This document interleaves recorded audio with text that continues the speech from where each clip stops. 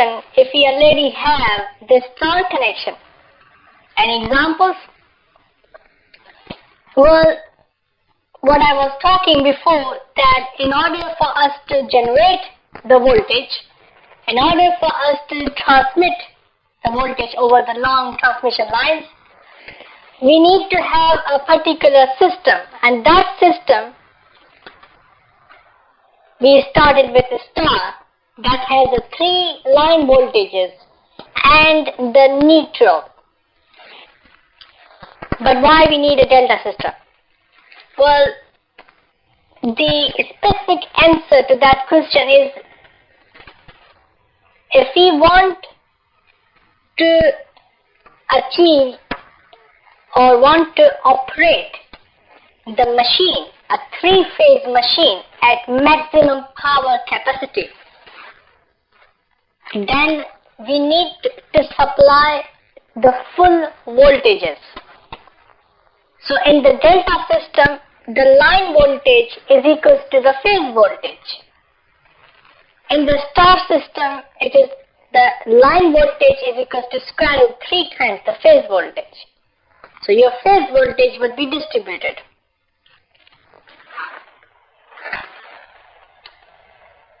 We need an example. An example is a 3-phase induction motor. In order to operate that 3-phase induction motor, we need to supply a 3-phase voltages. Now, if we connect a 3-phase induction motor to a star-connected system, first it will run, it will produce the naturally rotating MMF in the stator and will allow the rotor to rotate.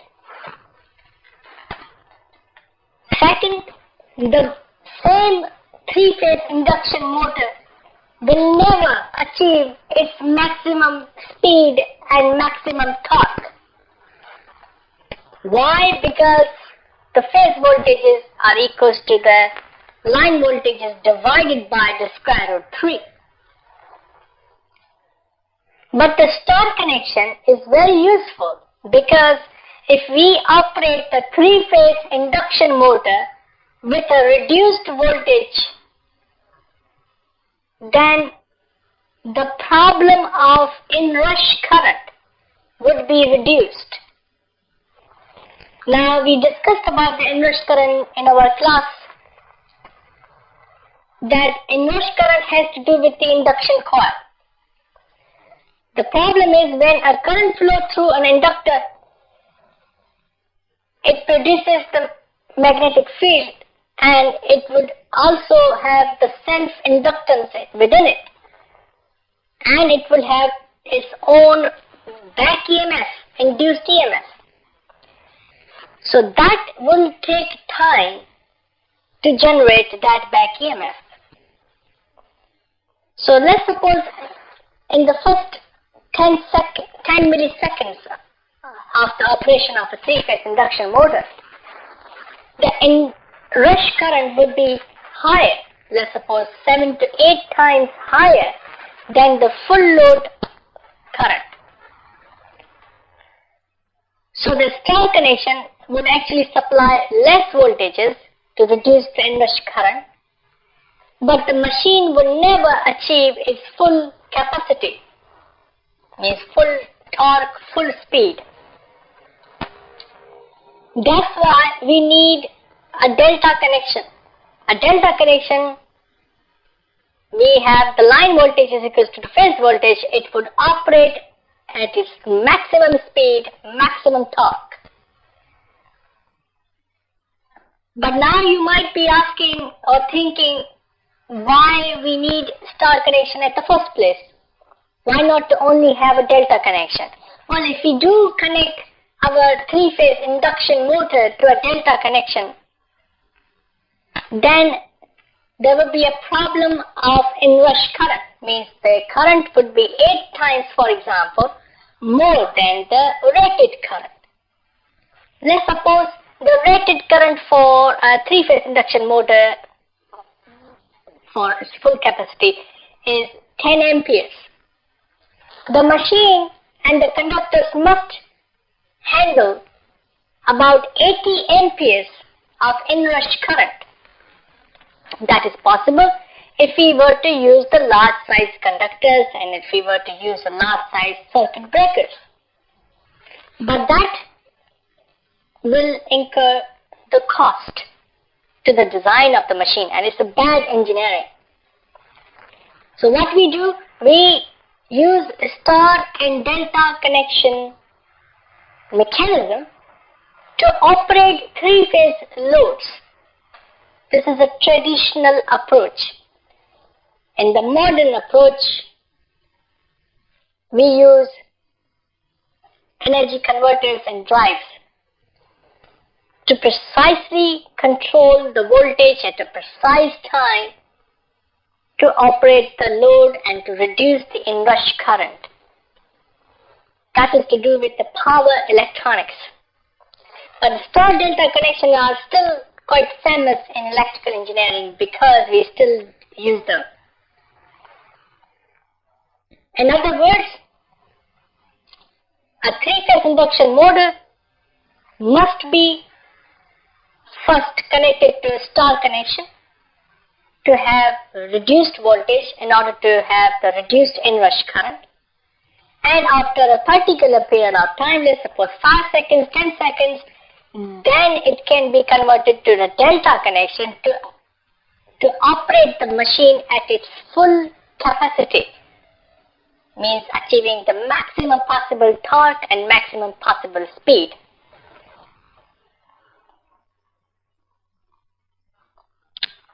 So the delta connection. In the delta connection, we do not have a neutral.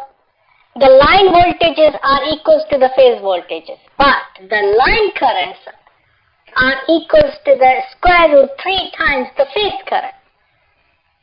Is opposite to star connection. So if you remember the star connection, something opposite happened in the delta connection. So what we are looking at the moment is the 3 lines.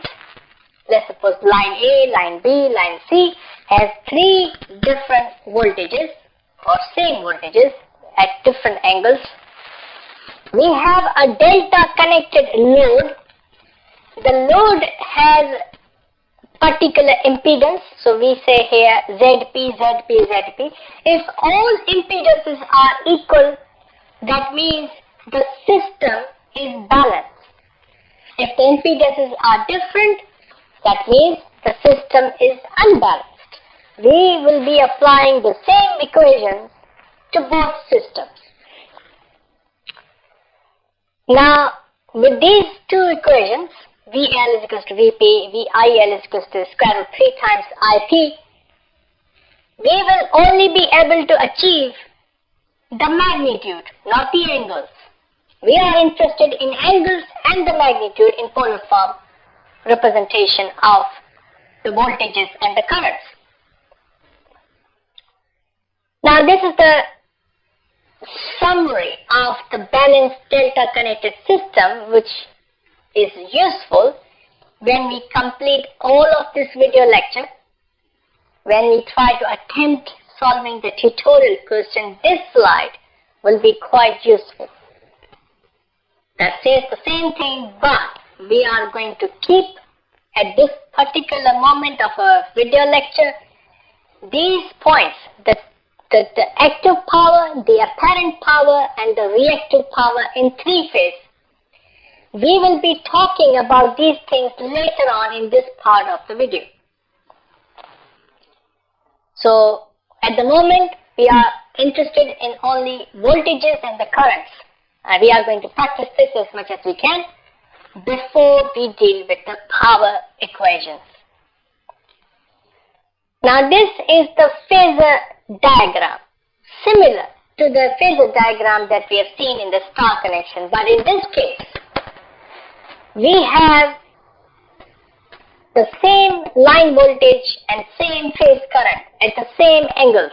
So let's suppose VAB is being considered on this phasor diagram at the reference, which means it has a particular magnitude, let's suppose 415 volts, being drawn at a particular length of line using the scales, has a 0 degree angle. Therefore, VAB is also the phase voltage in the delta connection. VBC would have the angle of minus 120 degree because we are following the sequence 0, minus 120 degree, plus 120 degree. So VBC would have the same magnitude but angle of minus 120 degree. Again, VBC is the same as the phase voltage. I'm not using the word VBN here because there is no neutral. You have to be careful. VCA again is plus 120 degree. We draw the line following the same method. But in this case, in the delta connection, the line currents are no longer equal to the phase currents. So in this phasor diagram, what we are looking at, this is the particular example of when you want to calculate the line currents from the phase currents using a phasor diagram without using the calculator. And in this methodology, we are going to draw the parallelogram. Parallelogram applies when we want to calculate the third parameter by adding two vector lines on a graph. So here, for example, we have IP1, which is called phase current in line A. We will represent it as I1 for a particular reason, which I will mention later on. IP3 must be negative minus I3, which is the same representation, which means it would have the same angle, same length, but opposite in direction. So by adding these two currents, I1 and minus I3, and that addition can be done by drawing the imaginary lines. So for example, you draw the imaginary line at the surface of IP1, following the angle of that of this imaginary line. The angle of this line should be the same as IP3. You see, both have the same angle, but this is the imaginary line has infinite length. Means you can draw this line as long as you can. Doesn't matter. Similarly, you have to draw another imaginary line at the surface of IP3, and the length of the line would be infinite, but the angle of this line, this imaginary line, should be same as IP1. So you can see the angle of this line, these two lines are same. At the point of intersection, we can see this looks like a parallelogram. In the parallelogram, we have 4 vertices, opposite sides are equal. At the point of intersection, we draw the line back to the reference 0 point. The length of this line would be the magnitude of the line current A, and the angle with respect to 0 degree would be the angle of this line current A. You will be thinking, hopefully, that why do I need to add I1 with minus I3? Where this comes from? Well, the answer to this question is in this slide. Well, just like the equations we have had in star connection, in this delta connection we have the equations which were being derived from the circuit diagram. But we need to remember these equations, like VAB is equals to VAN minus VBN in the star connection, right? But in the delta connection, if you want to calculate the line currents, IA, IB and IC, you need to have the phase currents, first thing first. And this can be achieved by having this equation. So if you want to remember this equation, I have created the PowerPoint presentation in a way that you can actually remember it. Of course, you don't need to remember it because the examination is open book assessment, but it's good to remember it. So IA is equals to I, IB is equals to I, IC is equals to I, with a space in there. And then there's a number, 132, 132, 132, 132. And then negative sign. What it says, that these are your phase currents, these are your line currents. So if you want to calculate the line current IA, then it can be done mathematically in a complex way, I1 minus I3. So you have to subtract the rectangular form of I1 and I3. So I1 is the phase current in line A, I2 is the phase current in line B, I3 is the phase current in line C. The reason I'm using the numbers is for us to remember the sequence to not being confused. Now this approach I use to make sure you remember the equations. Now there is a shortcut. The shortcut is, if you want to calculate the line current from the phase current, you can use these three equations, simple equations. What it shows, that if you have the phase current magnitude, then it has to be angle of minus 30 degree, and then minus 150 degree, and then plus 90 degree. Only when the line currents are considered as a reference. I will repeat this point when we solve the example question, and of course when we summarize all the methods. I put this here, but we are not going to use it entirely.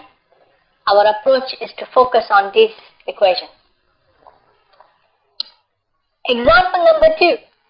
I need to make sure the recording is happening, but I don't know. Let's see.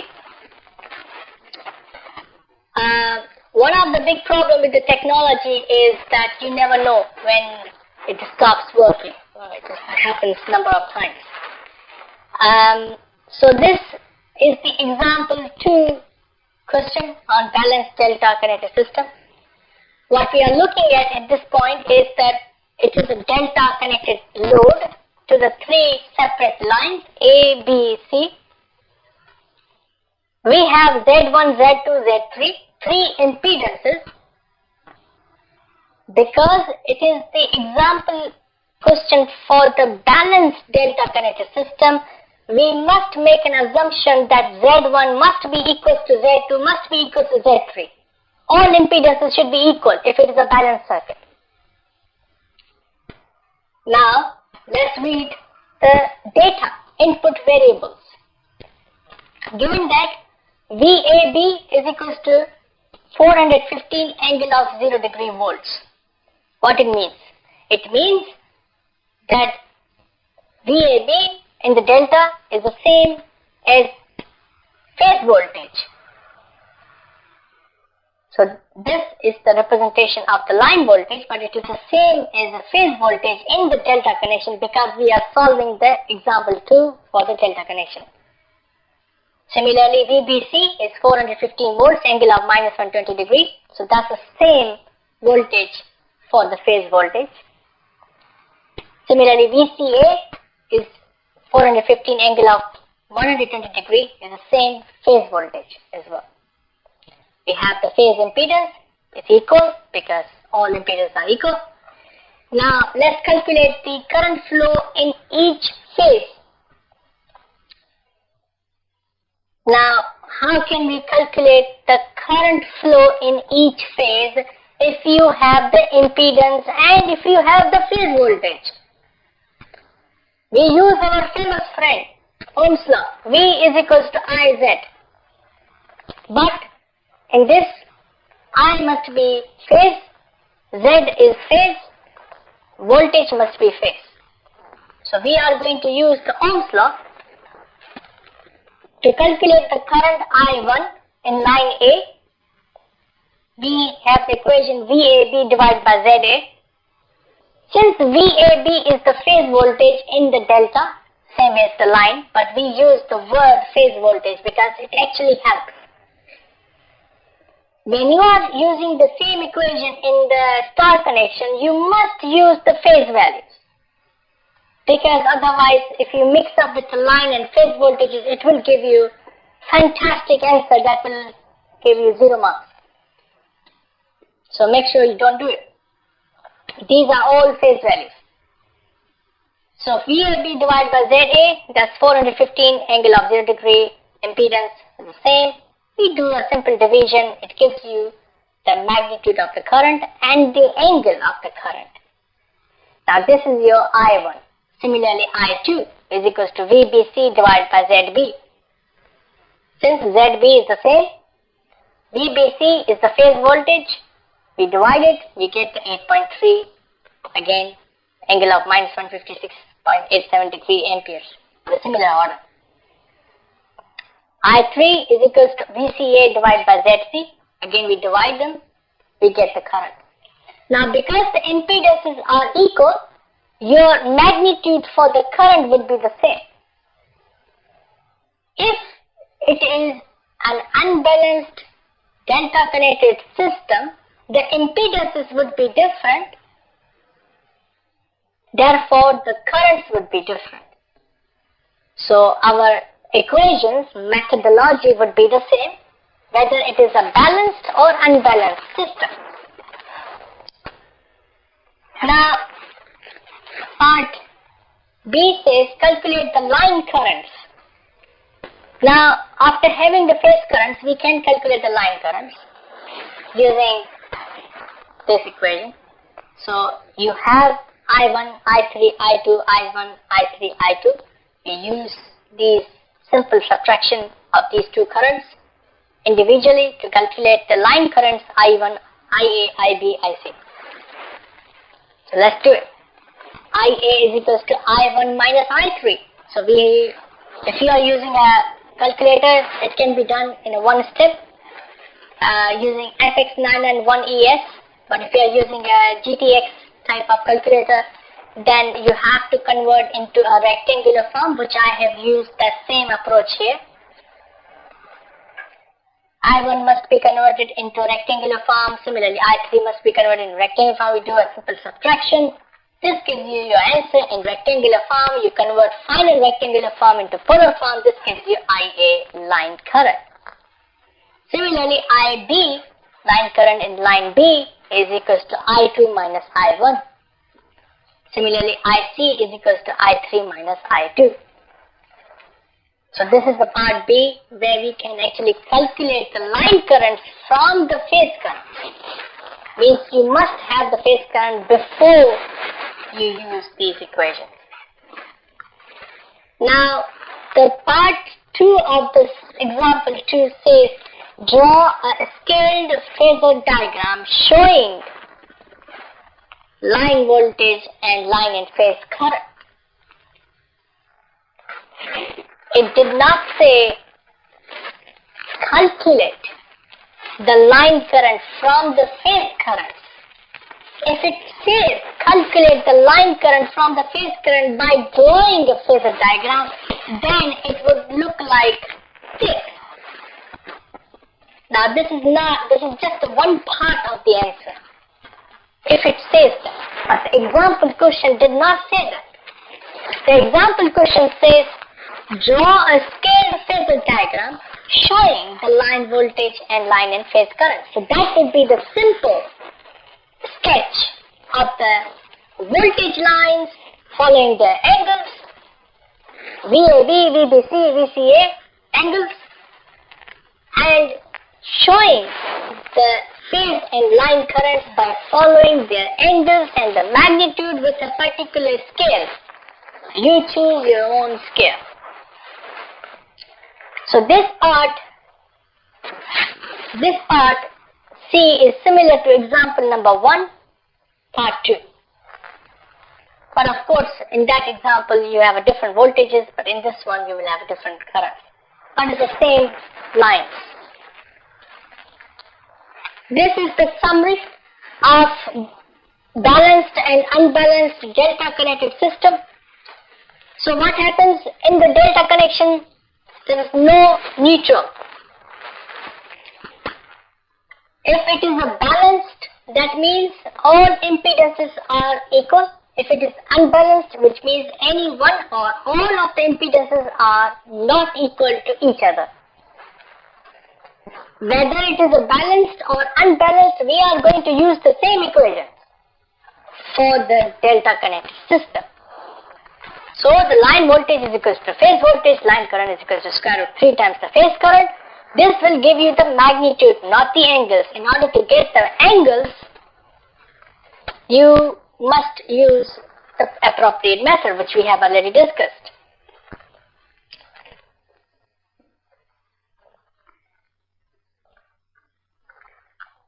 And we are still bound to use the Ohm's law. But in the Ohm's law, we must use always the phase values. I have written here VAN, which is not accurate because there is no neutral in the delta. First. Second, VAN is equal to VAB. The reason I put VAN here to make sure that you write only the phase voltages in the Ohm's law. Since VAB is equal to VAN is equal to VA, so you can write VA more appropriately.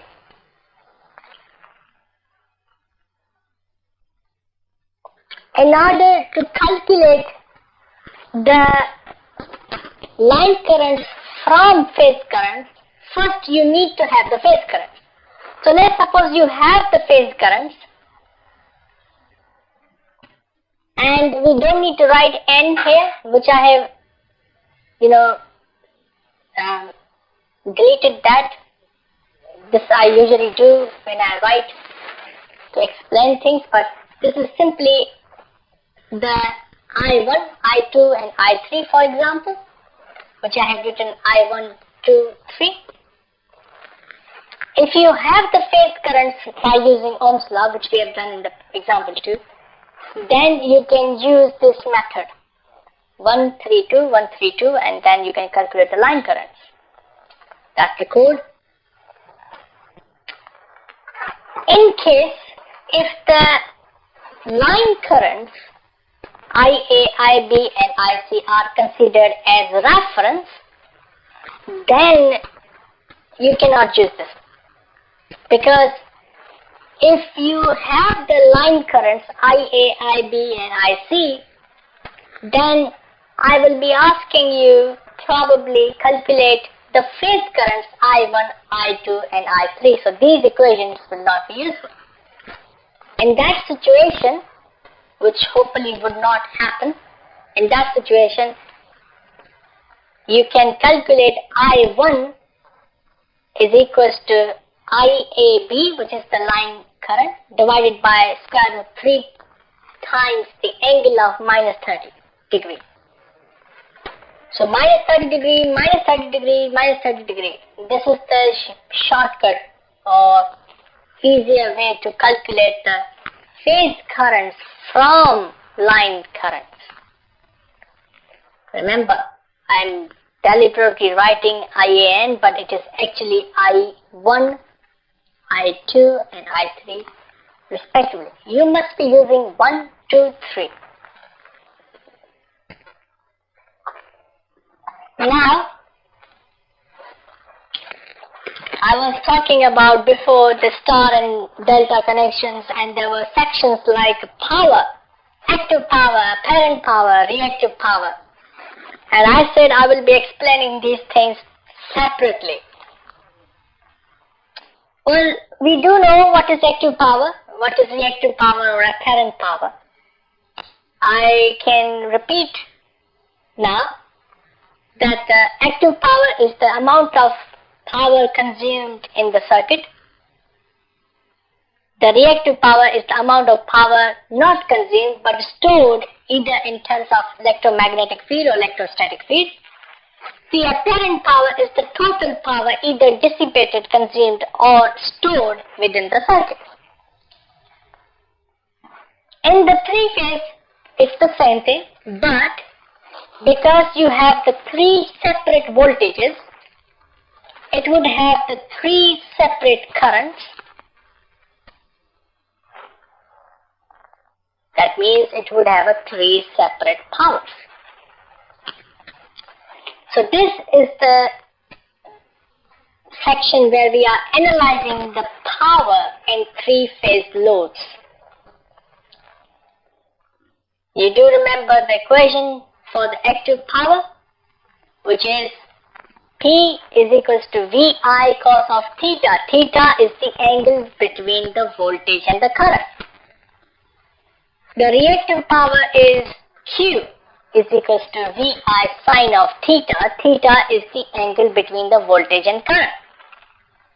And the apparent power, S is equals to VI, is the multiplication of the magnitudes to get the apparent power in volt amps. We already know this. If not, then please review my previous video lectures and lecture notes before looking at this part of the lecture.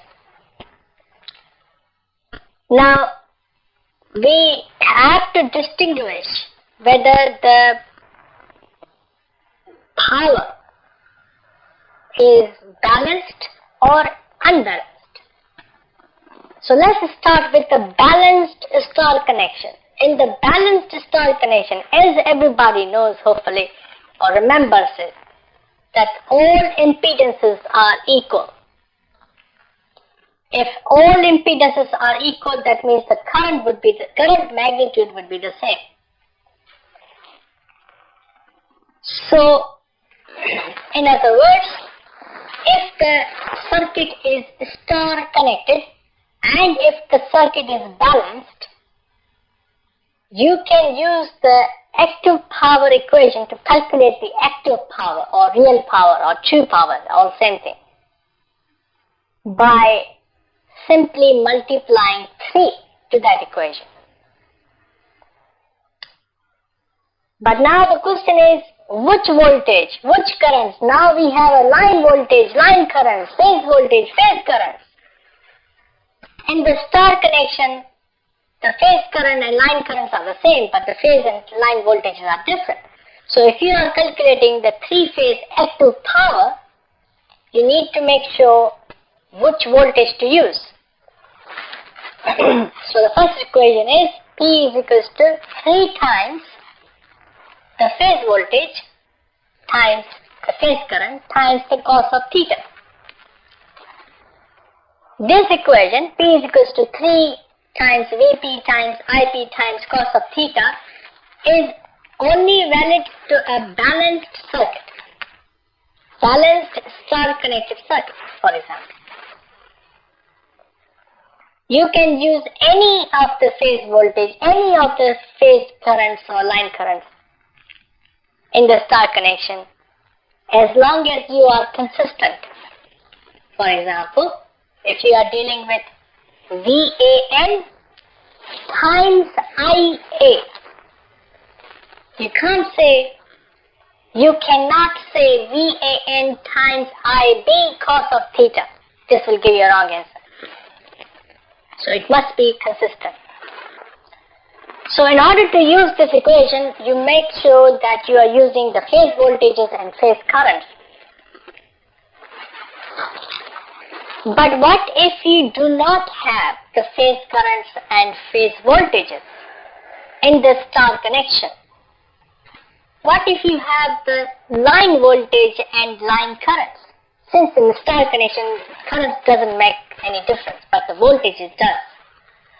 So, if you have the line voltage like VAB, VBC and VCA, and the currents are same, you can still calculate the active power, but in this time, instead of multiplying 3, you have to multiply square root 3, which is here.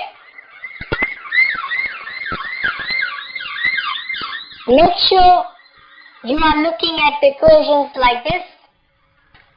For the phase voltage, phase currents, this equation applies. For the line voltage, line currents, this equation applies. And the same methodology applies to the reactive power and apparent power. So if you want to calculate the apparent power by having the line voltage and line currents, then you use the square root 3 times the VL times IL. Similarly, if you want to calculate the apparent power from the phase voltage and phase current, that would be 3 times the VP times IP. And the same theory applies to the reactive power, as you can see. The good news is, and this is a real good news,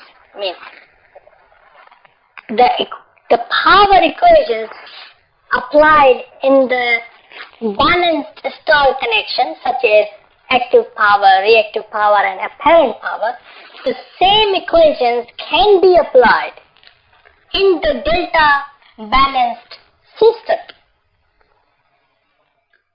So it does not make any difference at all. So you can see the equations are the same for the delta connection.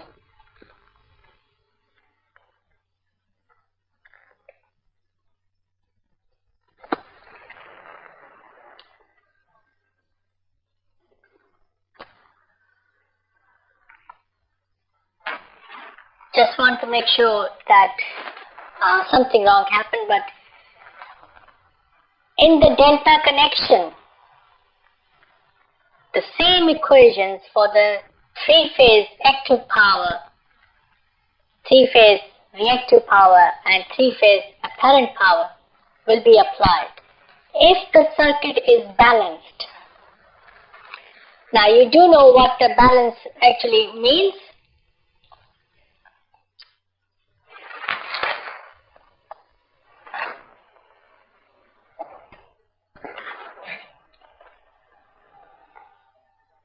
But what happens if we have unbalanced power in 3-phase loads? We are going to utilize the same equation, same formulas, except the power will be treated separately. When I said separately, that means if the impedance, by imagining the Ohm's law, I is equals to V over Z, if the impedances are different, that means it is unbalanced circuit. Therefore, the currents in each phase would be different. And that's why in the 3-phase calculation for the power, we have to treat each circuit separately. So you are looking at the first, this approach, as I'm pointing my arrow towards. The active power in line 1 or line A can be calculated using the phase voltage and phase currents in line 1 cos of theta. Similarly, line 2 or power 2 in line 2 or line B, and similarly power in line 3 or line C. We have to treat each power separately because now the circuit is unbalanced. I am hopefully not going to ask you the questions on this unbalanced one, but it's just good for a knowledge to know. You might find one or two tutorial questions on it as well. The reactive power, again the same equation, but we have to treat each circuit separately.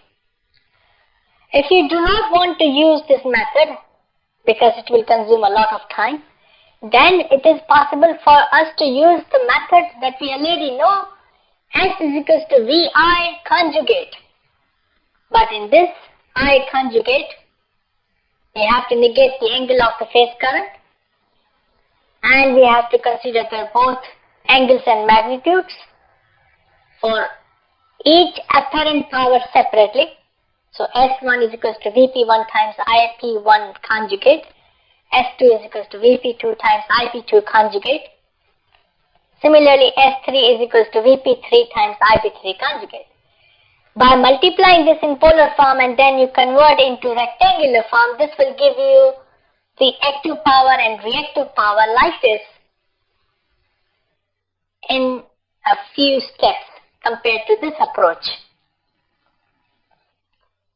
The total power can be calculated by adding all powers together because each power would be different. Similarly, the total reactive power can be calculated by adding all reactive power together. Make sure you do consider the negative and positive signs. Do not be confused when you do a calculation. The calculation is correct. You follow this approach and it will give you the correct answer. Again, the total apparent power can be calculated by just adding the total power plus JQ total, or simply adding the S1 plus S2 plus S3 magnitudes from here or from here. So two approaches you can use. This unbalanced three-phase loads can be applied to star connection and can be applied to delta connection. In terms of the power factor, which is the cos of theta, or the ratio between P and S, or P over S. Now, here we distinguish the load power factor and total power factor. The load power factor is the cos of theta, or the angle of impedance. It's easier to calculate the load power factor because the load is impedance. If you want to calculate the overall circuit power factor in three-phase system, then you must have the total power over total apparent power. As you are looking at this equation, P total over S total. So in this three-phase system, the load power factor is different to the overall circuit power factor. In the single-phase system, the load power factor is the same thing as the circuit power factor.